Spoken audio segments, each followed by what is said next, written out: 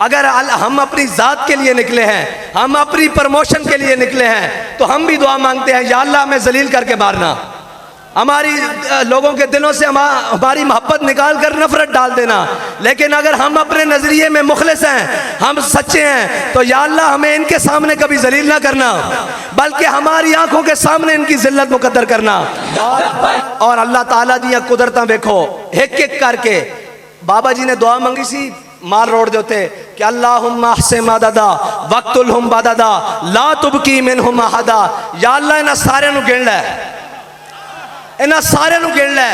बाबा जी ने जुमला की फरमाया सी, फरमाया ओए तुसी साडा रास्ता नहीं रोकिया, असी अगर जात वास्ते आए होंदे रब ने सानू जलील कर देना सी। असी आए हुजूर दे दीन वास्ते, तुसी साडा रास्ता नहीं रोकिया, दीन दा रास्ता रोकिया।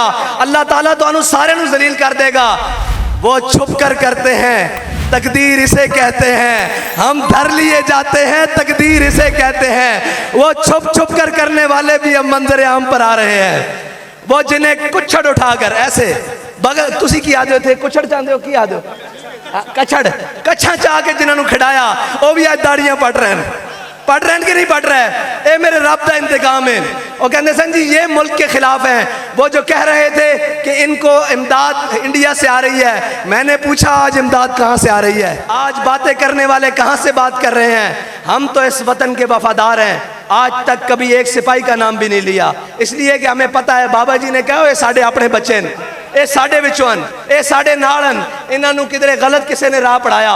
ये असी मुल्क के वफादार हाँ। बाबा जी ने फरमाया एक पाकिस्तान दे दरख्त दे ना खुश्क लगे हुए पत्ते तो लैके पार्लीमेंट के उत्ते जो कलमा लिखा ना, पूरे इस हर चीज़ जी सेंटर चाहती उस सब के वफादार और मुहाफिज असी हाँ।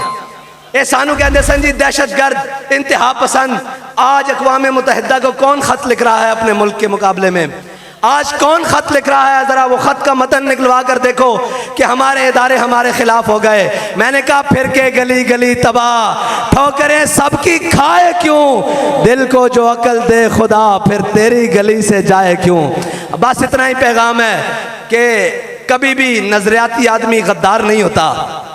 हाँ, नजरियाती आदमी वो होता है जो अपने नजरिए के लिए मर जाता है। और पैगाम मिले कि तुम्हारे कंटेनर पर 200 शेल फेंकेंगे तो फिर बनी गाला या पेशावर भाग नहीं जाता, फिर वो कमीज़ें उतार कर मैदान में खड़ा रहता है, फिर वो हर जालिम के जुल्म के मैदान में आकर सामने खड़ा रहता है, हर जाबिर के जबर में खड़ा रहता है। फिर वो कहता है लुत्फ़े सजन दम बदम कारे सजन गाह गा एंज भी सजन वाह बाते।